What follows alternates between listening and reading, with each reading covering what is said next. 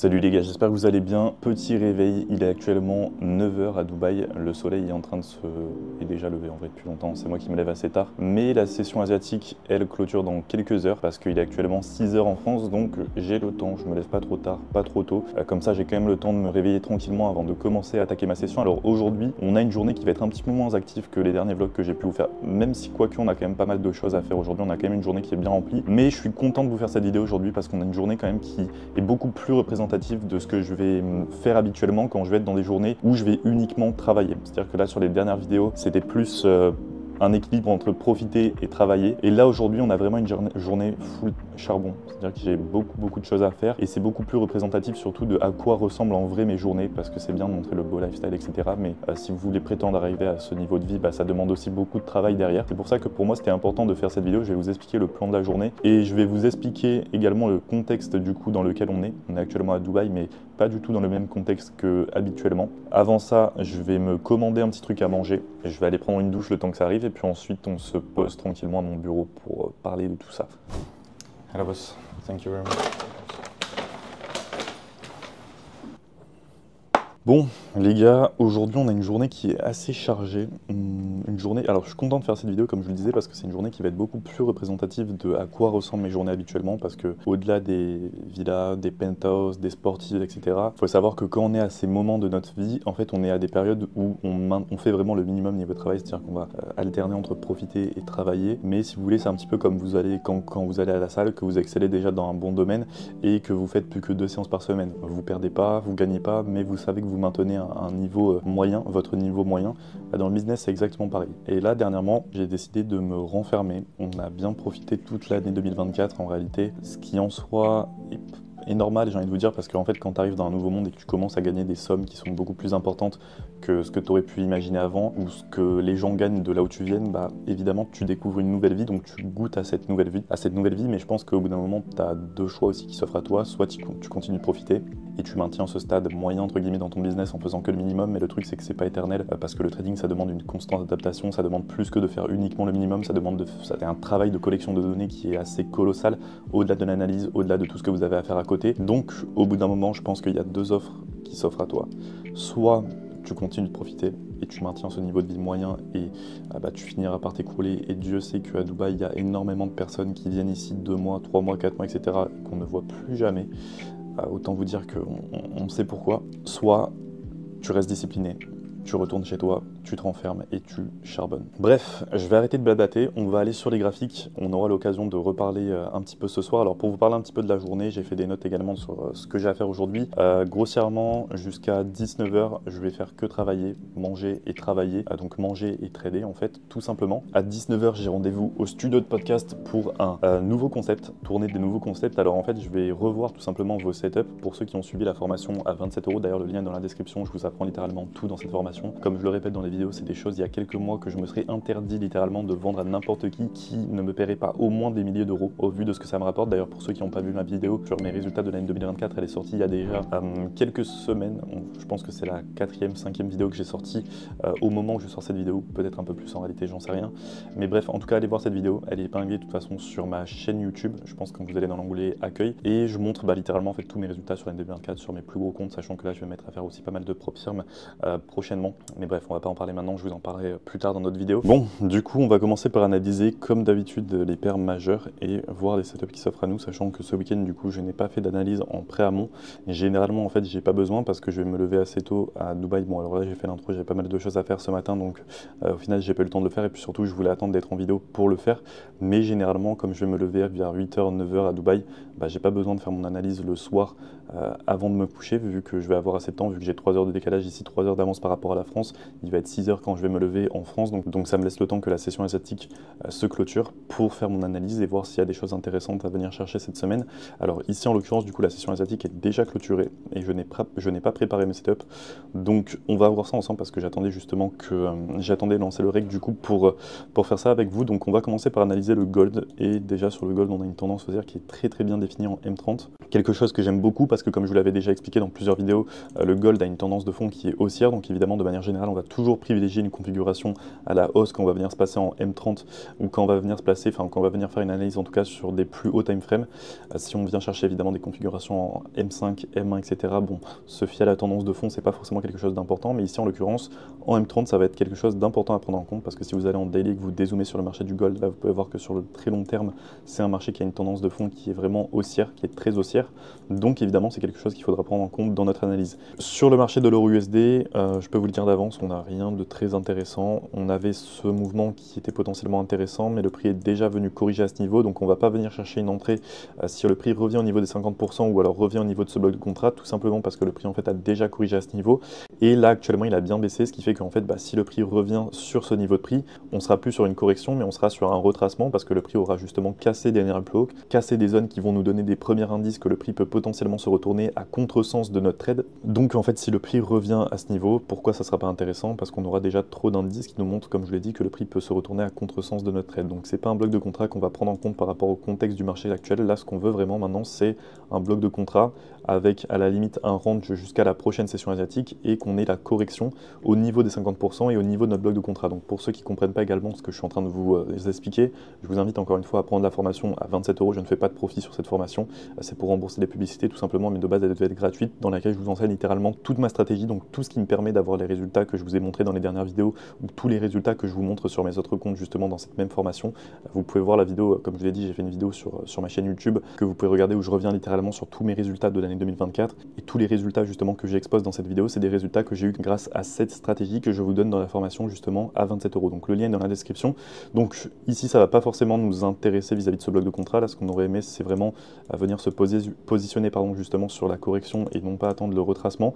Alors à la limite ce qui peut être intéressant, on va quand même le marquer parce que ça va être une surextension. Donc on va voir après si on n'a pas des news intéressantes qui pourraient nous créer une surextension à partir de ce niveau. Généralement en fait il y a trois scénarios différents si vous voulez quand le marché va corriger, enfin va revenir en tout cas au niveau d'une zone. Si on a un bloc de contrat en fait va y avoir la correction, donc quand le prix va revenir directement au niveau de sa zone, on va avoir, je vais enlever ça, on va avoir le retracement, donc quand le prix en fait va pas revenir directement sur sa zone mais il va retracer, donc c'est à dire que la structure va se recréer, il va recasser de nouveau plus haut, de nouveau plus bas, etc. Ça c'est quelque chose qui ne nous intéresse pas parce que nous ce qu'on veut c'est vraiment être dans la dynamique du marché. Et on va avoir en troisième option la surextension, donc ça peut arriver quand le marché est en train de retracer mais d'un coup on va avoir une grosse mèche, limite un bloc de contrat haussier qui va revenir dans notre zone. Et très souvent, de ce que j'ai pu observer, le prix a tendance à très bien se retourner quand on a une surextension qui revient au niveau d'un bloc de contrat ou au niveau des 50%. Donc ça reste intéressant de les prendre en compte. Et généralement, ce qu'on va faire, c'est que si on se positionne au niveau d'un bloc de contrat après une surextension, ce qu'on va faire, c'est qu'on va mettre notre trade à break-even à partir du moment où le prix va revenir justement au niveau du début de la surextension. Parce que très souvent, les surextensions sont en fait le résultat d'un bloc de contrat qui est à contresens du trade que vous allez prendre. Donc c'est pour ça qu'il faut aussi faire attention avec les surextensions et c'est pour ça que ce n'est pas les meilleurs scénarios. Évidemment, les meilleurs scénarios, ceux qu'on va privilégier, c'est les corrections. Donc ce que je vais faire, c'est que je vais finir d'analyser les paires mineures. Je vais mettre un timelapse pour vous mettre ça en accéléré. Puis je vais également, juste après, faire le live pour les membres du programme IMMB. Et ensuite, on va se retrouver donc pour trader la fin de la session de Londres, trader nos potentiels setup. Donc les gars, on se retrouve juste après.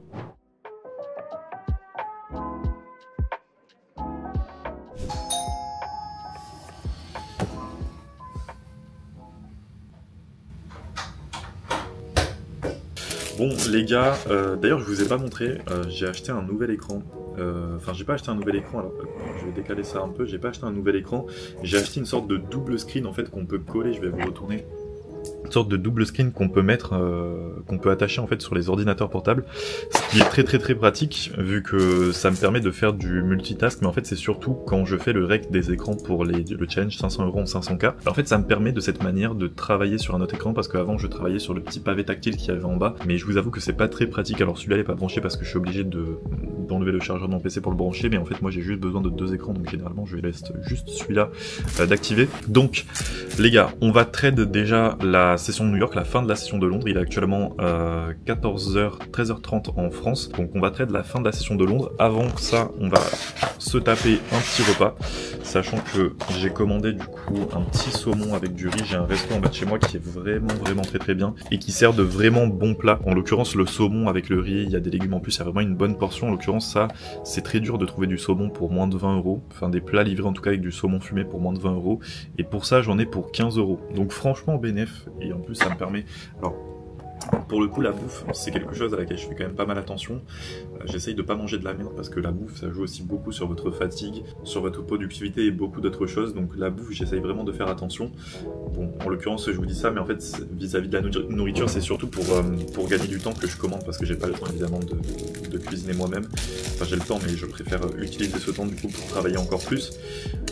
Là où je fais un peu de la merde vis-à-vis de ce que je bouffe ou vis-à-vis de ma routine, c'est que j'ai un frigo qui est rempli de Red Bull. Vous voyez, ce matin, je me suis tapé un café. Là, je vais boire un Red Bull aussi pour continuer la journée. Je vais en boire un avant qu'on aille au studio de podcast. Et ça, c'est des trucs que je fais jamais habituellement. C'est-à-dire le Red Bull, pour moi, je suis vraiment... Même le café, même les trucs comme ça, je suis vraiment anti ces trucs de merde. Parce que en vrai, tu vois, t'as pas besoin de ça, tu vois, si tu veux être vraiment énergétique et tout, tu sais ce qu'il faut mettre en place. Tu fais du sport régulièrement, t'as un bon sommeil, tu dors assez dans la journée, tu manges équilibré. T'inquiète pas que tu seras pas fatigué, t'auras pas besoin de boire du Red Bull, t'auras pas besoin de boire du café. Mais là, en l'occurrence, sachant que comme je vous l'ai dit, le but c'est pas d'être parfait dans ma routine, c'est surtout d'optimiser pour travailler encore plus. Bah, ça m'aide beaucoup parce que je dors très peu, mais ça me permet d'être productif pour travailler plus. Ça c'est vraiment optimiser pour vraiment travaille le plus possible en fait, donc je suis pas du tout un exemple dans ma routine à suivre et de manière générale mes routines ne ressemblent pas vraiment à ça, c'est juste que là c'est vraiment un mois hardcore où j'ai envie de faire le travail, l'équivalent de 4 à 5 mois de travail, donc je vais vraiment maximiser tout ce que je peux pour travailler plus, mais habituellement même quand je suis dans des routines où je vais travailler beaucoup, bah, je fais quand même les choses assez bien, je vais avoir un bon rythme, je vais faire du sport régulièrement, je vais manger équilibré tout le temps, je vais boire beaucoup, etc. Parce que là le mode de vie que j'ai actuellement, bah, c'est pas un mode de vie que je pourrais maintenir sur le long terme. Donc les gars, le plan de la journée c'est quoi? Ça va être de manger, ensuite on va repartir un petit peu sur les graphiques pour trader la session de New York et puis on va essayer de faire un petit peu plus de lecture du marché plutôt que de s'en suivre uniquement une stratégie pour prendre potentiellement une position. Pour vous ça serait plus intéressant qu'on fasse un peu plus de lecture du marché, comme ça va me permettre d'apporter un peu plus de valeur. Donc moi je vais manger les gars et puis on se retrouve juste après pour la session de trading, fin de session de Londres et début New York. Sur l'euro USD, qu'est-ce qu'on a sur l'euro USD? Du coup donc à peu près la même que sur le DXY, on a tout de même une tendance qui est très bien définie à la baisse dans un premier temps évidemment comme le DXY. Et on a en M5 sur du plus petit time frame un très beau bloc de contrat qui s'est créé à 10h20. Donc là en l'occurrence ce n'est pas dû à une annonce économique.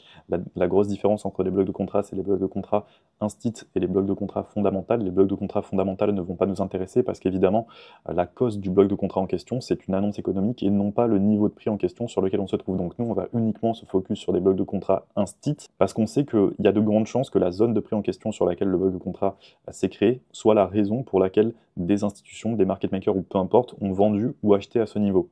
Donc on va partir du principe du coup que potentiellement quand le prix va revenir sur cette zone de prix, bah, à nouveau les market makers qui ont vendu dans le passé vont revendre. Alors évidemment ça va juste apporter du poids à notre setup et nous derrière on va venir complémenter ça avec d'autres concepts, avec de la lecture du marché, etc. Donc là sur l'euro USD pour le moment on va enlever la session asiatique, hop, on va arrêter de se fier à la session asiatique.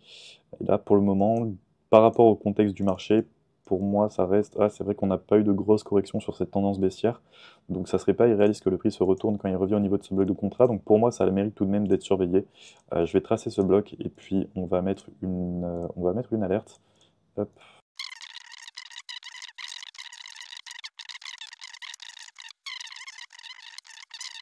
Donc on va focus aujourd'hui l'euro USD, rien d'étonnant, généralement la majorité de mes configurations je vais les prendre sur l'euro USD, le GBP USD et le marché de l'or, parce que c'est les marchés qui sont le plus volatiles, donc c'est ceux aussi où vous allez trouver plus facilement les zones de prix à forte probabilité de retournement, et c'est parce que c'est là évidemment où il y en a le plus qui vont se créer. Donc on va surveiller l'euro USD, ici en l'occurrence qu'est-ce qu'on va attendre? On va attendre que le prix déjà dans un premier temps revienne au niveau de notre zone à forte probabilité de retournement, on va attendre en LTF ensuite des premiers indices qui vont donc confirmer que le marché est bien en train de se retourner. On va faire également une analyse complémentaire du DXY et de l'EXY, sachant qu'on a un très beau gap du coup haussier qui s'est créé au niveau, enfin baissier ou haussier suivant comment on le voit, mais haussier pour moi ici en l'occurrence, sachant que le prix va devoir remonter sur le XY. Donc les gars, moi je vais travailler à côté sur mes side business, enfin en fait là je vais surtout aller terminer les accompagnements, revoir les setups que vous m'avez envoyés, enfin en tout cas pour les membres de mon club m'ont envoyé, faire mes appels de suivi, répondre aux messages, manager mes équipes, etc. Le temps, l'alerte est placée, et puis écoutez, nous on va attendre jusqu'à 19h que le prix revienne sur notre zone à partir du moment où 19h sera passé, il sera déjà trop tard pour moi pour prendre une position. Donc soit on se retrouve pour continuer notre analyse sur l'euro USD et potentiellement prendre une position, soit on se retrouve pour aller au studio de podcast. Les gars, let's go. Bon, les gars, du coup, le prix est revenu au niveau de ma zone sur l'euro USD, sur l'USD CAD également, mais là, ça va pas nous intéresser. On va surtout se concentrer sur l'analyse de l'euro USD, sur la paire de l'euro USD. Alors là, je vais commencer par faire une analyse plus approfondie, à moins que le prix en fait clôture directement au-dessus de mon bloc de contrat, ce qui voudra dire que tout simplement, ça va pas nous intéresser de chercher une configuration. On va partir du principe que si le prix clôture au-dessus du bloc de contrat, donc au-dessus de la zone de prix en fait où les market makers dans le passé ont injecté, c'est notre confirmation qui nous indique que c'est une zone de prix qui n'intéresse plus les market makers, donc la configuration ne nous intéressera plus. Mais en attendant, le prix est toujours dans la zone, donc on va faire une analyse plus approfondie, autant en HTF que sur les indices que sur les LTF. Pourquoi j'attends que le prix revienne dans ma zone pour faire une analyse plus approfondie? Tout simplement, ça me permet de gagner du temps. Au lieu de faire ça directement sur toutes les paires, je vais faire mon analyse plus approfondie quand je sais que le prix se retrouve déjà au niveau d'une zone à forte probabilité de retournement. De cette manière, je ne fais pas une analyse sur toutes les paires où j'ai une potentielle entrée et ça me permet de gagner du temps. Déjà, on ne va pas rentrer avec un énorme risque parce qu'on sait que le prix a pris dans un premier temps le bas de la session asiatique, donc il y a une part de probabilité maintenant pour qu'il se retourne pour prendre également le haut. Donc si on rentre en position parce qu'on trouve tout de même des confirmations d'entrée, on ne va pas risquer beaucoup par rapport à notre capital. Sur le XY, qu'est-ce qu'on peut observer? Sur le XY, qu'est-ce qu'on peut observer? On n'est pas sur une zone de prix qui est forcément intéressante. Alors, du coup, on n'est pas loin des 110, donc il va falloir quand même faire attention parce que c'est une zone de prix, évidemment, qui va avoir un impact sur la valeur du dollar par rapport à toutes les autres devises, y compris du coup l'euro. Donc ce qui est intéressant également, c'est que si on va sur un plus petit time frame, on se retrouve en dessous du bloc de contrat. Donc là, on a un premier indice déjà sur le XY qui nous montre que c'est une zone de prix qui a potentiellement été cassée, en fait, qui n'intéresse plus les market makers. Alors nous, on ne peut pas le savoir. On ne peut pas savoir si c'est une zone de prix qui a été influencée par l'euro ou le dollar. C'est pas parce que vous avez des mouvements qui se créent sur le marché du dollar que ce sont des conséquences vis-à-vis des résultats d'annonces économiques ou d'actions faites sur le marché du dollar. Parce qu'évidemment, si vous faites exploser le marché de l'euro, ça va avoir un impact sur toutes les autres devises. Donc un bloc de contrat que vous allez identifier sur le marché du dollar ne veut pas forcément dire que c'est un bloc de contrat qui a été créé par rapport à une action qui a été faite autour du dollar, ou un investissement, ou le résultat d'une annonce économique, ou peu importe, par rapport au dollar. Ici, en l'occurrence, j'aime beaucoup la mèche qui est en train de se créer sur on a un beau rejet, donc déjà on a une belle réaction au niveau de l'euro USD. Donc ça nous donne déjà potentiellement la confirmation que effectivement ce bloc de contrat sur le DXY n'est pas un bloc de contrat, enfin sur l'euro USD en tout cas, est un bloc de contrat qui concerne l'euro et non le dollar, parce que sur le marché du dollar, on peut voir qu'il a été cassé. On peut voir en tout cas que cette zone de prix sur laquelle on est le bloc de contrat n'a pas fait réagir le prix. Et là, en l'occurrence, par rapport à tous les indices qui sont donnés sur les indices de devises, par rapport à ce qu'on peut observer et lire sur le graphique, on n'a pour moi pas assez d'indices par rapport aux probabilités que ça nous apporte pour venir risquer une partie de mon capital. Donc écoutez, nous ce qu'on va faire, c'est qu'on va se retrouver pour le studio de podcast. Ensuite, alors je vais vous faire un timelapse sur le studio de podcast. On va pas faire, je vais tourner des contents, donc j'ai pas grand chose à vous montrer, pas grand chose à vous dire en l'occurrence. Vous allez voir un petit peu comment ça se déroule et puis ensuite on va surtout se retrouver pour aller boire un verre au lounge avant de rentrer. Et entre temps, je vais surveiller un petit peu les graphiques, voir ce qui se passe et je vous fais un débrief juste après. Bon, les gars, au final, aucune entrée intéressante sur l'euro USD, donc on va s'en tenir à notre stratégie. On va pas se positionner uniquement pour aller chercher du gain ou uniquement parce qu'on a envie de prendre des positions. On n'est pas des gamblers, on est des traders, donc on continue de s'en tenir à notre stratégie. Pas de position pour aujourd'hui, donc on passe à autre chose. Là actuellement je suis en train de mettre mes chaussures parce que j'ai ma voiture qui m'attend juste en bas, enfin mon driver qui m'attend juste en bas pour aller au studio de podcast. J'ai pas mal de content à tourner, puis on va se retrouver du coup juste après pour aller fumer un petit cigare à Downton et on va rentrer pour préparer la journée de demain. Donc pas de position pour aujourd'hui. On va débriefer ça rapidement dans la voiture, les gars, on se retrouve juste après.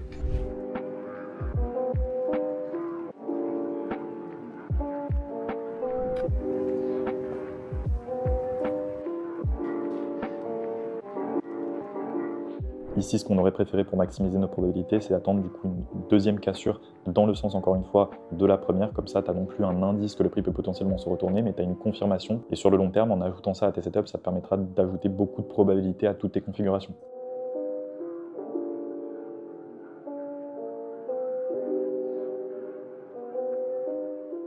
Bon les gars, ça y est, la session de trading live est terminée. Le mec m'a mis la pression pour que je termine rapidement parce que juste après il y avait le live de Yomi Denzel. Je suppose du coup qu'il fait ses lives pour son challenge à 21h. Alors qu'en plus c'est eux qui ont eu du retard. Bon bref, au final j'en avais que pour 30 minutes donc c'était pas super long. Donc là direction The Palace. On va aller se fumer un petit cigare pour bien terminer la journée. Ensuite on va rentrer pour terminer notre session, enfin préparer en tout cas la journée de demain. Et puis les gars, let's go.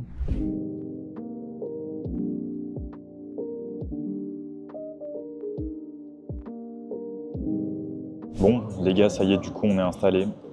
Alors, il faut savoir qu'ici, ils n'ont pas beaucoup de choix pour les cigares, mais étrangement, ils ont quand même des très bons cigares. Alors, je m'y connais pas beaucoup en cigares, je connais vraiment les bases, mais je reste quand même un rapide amateur. Je me renseigne de plus en plus, je me renseigne toujours maintenant sur les cigares que je fume. J'essaye d'apprendre de savoir exactement en fait qu'est-ce que je fume, d'en savoir le plus possible sur les cigares en question. Le but à terme, c'est de se connaître en fait, de se connaître soi-même. Ce que j'aime bien avec les cigares, c'est que contrairement à la cigarette, c'est comme un bon vin. En fait, ça se déguste.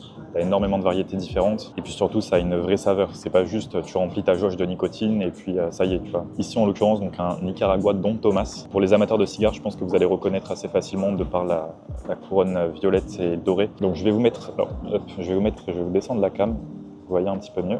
La première chose que vous faites quand vous fumez un cigare, c'est que vous allez un petit peu le toucher. En fait, vous allez apprendre à faire connaissance entre guillemets avec votre cigare et voir s'il y a des parties qui sont pas totalement remplies, des parties un petit peu plus molles qu'ailleurs. Ici, en l'occurrence, ça m'a l'air très homogène. Bon, pour un cigare Don Tomás, dans tous les cas, je me fais pas trop d'inquiétude. J'ai aucune idée de son goût. Avant ça, je vais tâter à blanc en fait sans l'allumer pour voir un petit peu quel goût il a, pour avoir les premières saveurs en fait sur la langue, parce que malgré tout l'air passe à travers, donc on a en fait les premières saveurs. Et je sais que généralement quand vous allez fumer un cigare, c'est la première chose à faire une fois que vous l'avez tâté. Vous allez couper et ensuite vous allez tirer avant de commencer à l'allumer. Vous allez commencer à tirer sans l'allumer pour avoir les premières saveurs. Donc moi généralement quand je coupe mon cigare, j'aime bien avoir une coupe qui est assez basse, parce que n'étant pas un fumeur de base, je vous avoue que moi ça peut rapidement me donner des nausées, me ballonner un petit peu quand je vais prendre des grosses bouffées d'air, surtout à la fin où je vais fumer le purin, sachant que c'est là où il y a 3 parties si vous voulez dans un cigare. Il y a le foin, le divin au milieu et la dernière partie, ça va s'appeler le purin, et c'est la partie où les saveurs sont les plus fortes, parce qu'évidemment le gaz carbonique s'est accumulé, le goudron s'est accumulé dans le cigare, donc c'est là où la saveur va être le plus forte. Généralement ça m'arrive des fois de ne même pas finir le purin, parce que je prends pas énormément de plaisir en fait à fumer cette partie du cigare. Moi mes parties préférées c'est vraiment le divin et le foin, et n'étant pas un fumeur de base et étant un fumeur de cigare assez occasionnel, sachant que c'est quand même assez fort, pour moi ça me ballonne assez vite. Le but ça reste quand même de prendre du plaisir quand on fume un cigare, donc ça sert à rien de vouloir fumer l'entièreté de votre cigare pour faire le mec ou peu importe. Prenez du plaisir quand on fume un cigare, sinon n'en fumez pas, ça sert à rien. Donc généralement ce que je vais faire c'est que je vais couper assez bas, et de cette manière je vais pas avoir des vapeurs qui sont trop grosses, parce qu'évidemment plus vous allez couper haut, plus vous allez en fait tirer de grosses taffes. Donc moi ce que je fais c'est que généralement je le coupe assez bas pour ne pas avoir beaucoup de vapeur quand je vais tirer. Et la première chose à faire c'est de tirer sans l'allumer, donc pour avoir en fait les premières vapeurs pour avoir les premières saveurs du cigare. Alors lui ici en l'occurrence c'est un cigare que j'ai jamais fumé, donc je suis content encore une fois de découvrir une nouvelle variété, et il a un goût qui est légèrement moins fort que l'Inspirado que j'avais fumé la dernière fois, mais la dernière fois c'était quand même un goût boisé qui ressortait beaucoup. Là j'ai l'impression que la saveur est déjà beaucoup moins forte, en tout cas moi c'est comme ça que je le ressens. Il y a une saveur un peu épicée, un peu boisée, épicée. Je sais pas trop comment décrire ça, mais honnêtement c'est pas mauvais, en tout cas tiré à blanc comme ça. Déjà il est pas mauvais, donc ce qu'on va faire c'est qu'on va l'allumer. Alors du coup j'ai qu'un briquet à essence, évidemment je sais qu'on n'allume jamais de base des cigares à essence, mais ici malgré le fait que j'ai insisté, ils ont que ça. La dernière fois que j'étais venu, ils avaient un briquet à cigares pour les allumer de manière beaucoup plus homogène, mais aujourd'hui ils ont que ça, donc écoutez, on va faire avec. Alors ça va être assez long. Le but du cigare quand vous l'allumez, c'est que vous l'allumez d'une façon qui est homogène. C'est-à-dire qu'en fait, vous allumez tout le rond du cigare en même temps, parce que la flamme est plus petite que le rond généralement.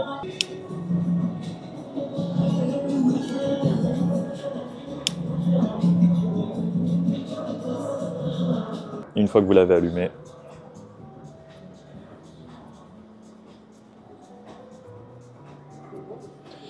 vous vous régalez.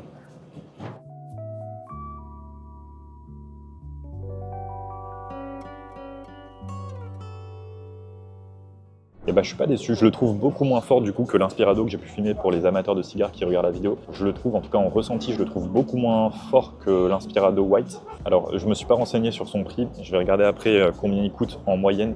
Je sais qu'ici ils font aussi un peu payer, ils font totalement payer en fait plus cher pour le lieu, parce que juste derrière moi il y a le Burj Khalifa. Bon là je me suis mis à l'extérieur parce qu'il y a des gens de l'autre côté évidemment avec la vue sur le Burj, donc là je me suis mis d'un côté où je serai un peu plus tranquille. Mais généralement ici, à Downtown c'est un peu partout pareil, dès que tu as la vue sur le Burj tu vas payer plus cher, mais aussi du coup pour le lieu, donc je suppose que je vais le payer au moins un bon 10-15 € si ce n'est plus que ce qui coûte réellement, mais ça reste occasionnel. Pour le coup c'est une bonne découverte. Je vais commencer un bloc-notes où je vais tous les noter un par un pour les noter en fonction de mes propres goûts, et à terme l'objectif c'est de se connaître soi-même en fait, de savoir ce qu'on apprécie le plus. D'ailleurs s'il y a des amateurs de cigares qui regardent cette vidéo, les gars n'hésitez pas à me conseiller vos meilleurs cigares dans les commentaires, sachant que je suis encore en débutant. Je sais qu'en tant que débutant c'est nul de commencer par de bons cigares, parce que ça nous empêche d'apprécier leur vraie saveur, contrairement à quand on va commencer avec des cigares d'une qualité assez moyenne, d'une qualité quantité en tout cas normale. Mais à Dubaï, c'est assez dur de trouver des cigares normaux justement, des cigares on va dire qu'on peut trouver assez facilement un peu partout en France. Donc les gars, écoutez, je vais terminer ça tranquillement de mon côté, puis on se retrouve juste après nous, où je vais préparer du coup ma session de trading pour la journée de demain.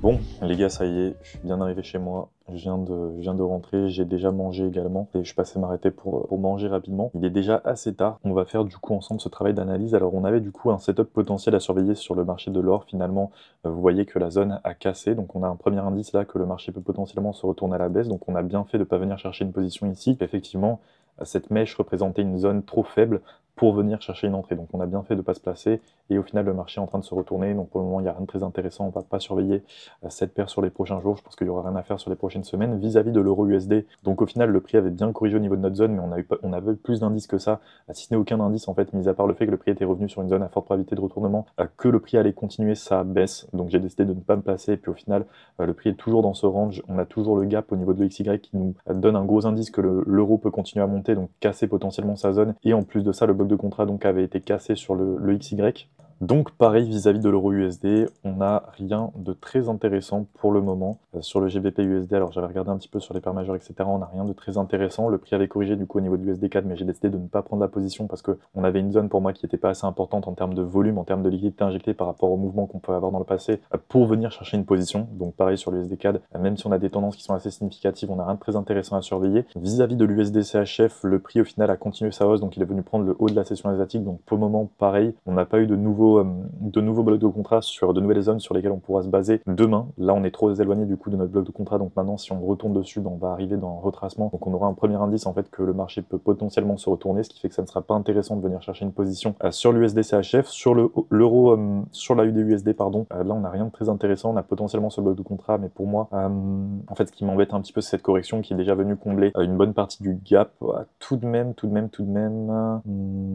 ça reste intéressant à surveiller. Écoutez, on va tracer la zone, on va mettre une alerte. Hop, on va tracer la zone, on va mettre une alerte et on va surveiller ça. On va pas se placer, mais on va voir au moins comment le prix réagit au niveau de cette zone. Sur la UDCAD, alors effectivement, on a bien fait de la remettre parce qu'on a toujours un setup intéressant sur la UDCAD. Alors, on commence à se retrouver au milieu d'un range, donc ça va être assez dangereux de venir prendre une position si le prix continue son range ou alors continue de baisser et revient sur la red zone, parce que tout simplement, on va se retrouver encore une fois dans un retracement, ce qui fait qu'on aura en fait des premiers indices qui nous montreront que le prix peut potentiellement se retourner. Donc, ça va commencer à devenir assez dangereux, mais si le prix, par exemple, nous range de cette manière jusqu'à la fin de la session asiatique et revient doucement vers notre red zone, ça serait potentiellement intéressant de prendre un setup. Donc, on va laisser notre alerte, on va continuer de surveiller la paire. Donc on a 3 alertes qui sont en cours. Hop, on va effacer celle-là. On a 3 alertes, donc sur la UD4, sur la UDUSD et le NZDUSD. Donc évidemment, c'est pas étonnant, c'est des marchés qui sont corrélés, donc généralement, on va avoir les mêmes setups. Donc ça nous donnera aussi potentiellement différents scénarios pour venir choisir la meilleure configuration. Donc c'est aussi une bonne chose. Donc voilà, le travail en fait est déjà fini vis-à-vis de la journée de demain. Maintenant, on a déjà placé nos alertes, donc à partir de demain, en fait, la seule chose que j'aurai à faire, c'est surveiller rapidement les graphiques pour voir un petit peu ce qui s'est passé dans la nuit et voir si on a de nouvelles qui se sont créées. Mais grossièrement, mes alertes sont déjà placées sur les setups les plus intéressants, donc il n'y a plus grand-chose à faire. Maintenant, le plus gros du travail sera à faire sur les low time frames. Donc faire une analyse de précision. Donc les gars, moi je vais vous laisser sur ça. Hop, je vais remettre le tracker. Les gars, j'espère que cette vidéo vous a plu, ça vous montrer un petit peu plus à quoi ressemblent concrètement mes journées. Parce qu'au-delà, bon alors, dans les prochains vlogs qui arrivent à Dubaï, il y a vraiment du très lourd qui arrive. Sachant qu'en plus de ça, c'est l'anniversaire d'un bon ami à moi, on a prévu quelque chose de vraiment très gros. Donc ça va être du lourd. Encore une fois, là, la prochaine vidéo vlog, ça sera beaucoup plus du divertissement. Il y aura de la valeur, mais il y aura beaucoup plus de divertissement que cette vidéo. Mais c'était important pour moi quand même de vous faire un vlog pour vous montrer à quoi ressemblent plus mes journées typiques, parce qu'il ne faut pas croire que tous les entrepreneurs qui sont à Dubaï vivent uniquement comme ils vous le montrent sur les réseaux. Donc si on a ce train de vie et si on a des revenus qui sont assez conséquents pour assumer ce genre de train de vie, c'est aussi parce que derrière, il y a des journées comme celle-ci où on va travailler littéralement toute la journée. Et encore aujourd'hui, là, je suis sorti un petit peu, etc. On allait au studio de podcast, donc j'ai quand même travaillé. J'ai travaillé au studio de podcast, mais on est quand même sorti aller boire un verre au lunch, etc. Donc, écoutez les gars, je vous invite à aller dans la description pour vous procurer du coup la formation à 27 €. Tout ce que je vous apprends, tous les résultats que je vous ai montrés, alors je vous ai rien montré dans cette vidéo, mais en tout cas pour les dernières vidéos sur lesquelles je suis revenu sur tous mes résultats de l'année 2024, c'est ce que j'enseigne dans la formation à seulement 27 €. Encore une fois, je ne fais pas de profit avec cette formation et tout ce que j'ai appris dans cette formation, c'est des choses que je me serais refusé de vendre à des milliers d'euros. Vraiment, cette phrase, je la répète répéterai parce qu'elle est réelle. C'est des choses que je me serais refusé de vendre à n'importe qui ne me paierait pas au moins des milliers d'euros il y a quelques années, parce que c'est des choses, des connaissances, en fait, tout simplement, qui me permettent de vivre. Et aujourd'hui, c'est quelque chose que je vous donne seulement à 27 euros pour casser déjà le marché des scammers qui vendent des formations, alors qui vendent déjà des trucs qui sont encore moins utiles que ce que je vous apprends dans cette formation à 27 euros, mais qui en plus de ça price à des prix qui sont hallucinants. Donc casser le marché des scammers, et puis en plus de ça, moi derrière, ça me permet de recruter dans mon fonds spéculatif les traders qui sont vraiment les plus déterminés, qui vont vouloir que je les accompagne pour venir maximiser leur performance, etc. Et vis-à-vis de la formation à 27 euros, vraiment par rapport au prix et à la valeur apportée, je vous assure que vous ne trouverez ça absolument nulle part ailleurs, nulle part ailleurs, je vous le garantis. Et encore une fois, je ne fais pas de profit sur ces 27 euros. C'est uniquement pour rembourser les ads que je fais diffuser, c'est tout. Donc, dans tous les cas, je pense que je vous ai assez expliqué pourquoi c'était bénéfique. Je pense que si vous n'êtes pas prêt à investir 27 euros en vous, dans tous les cas, c'est que vous avez encore potentiellement beaucoup de choses à apprendre dans l'entrepreneuriat de manière générale. D'un autre côté, je peux le comprendre, moi aussi au début, j'avais tendance à avoir cette mentalité de vouloir me faire seul sans m'aider des autres, etc. Mais en fait, ça rendra pas votre réussite plus symbolique. En fait, même au contraire, aujourd'hui, j'ai compris que c'était important d'investir dans ses connaissances, et aujourd'hui, j'ai un budget quasiment tous les ans. En 2024, j'ai dû investir au moins 15 000, entre 10 et 20 000 euros sur des formations, que ça soit en trading, que ça soit dans le business, que ça soit dans les livres, dans tout. C'est quelque chose où en France, on a encore assez de mal. Bref, dans tous les cas, les gars, le lien en bio, c'est vous qui voyez. Moi, je vais vous laisser sur ça. Je vais aller dormir, tout simplement, parce qu'il était déjà tard. Les gars, on se retrouve très très vite dans une prochaine vidéo.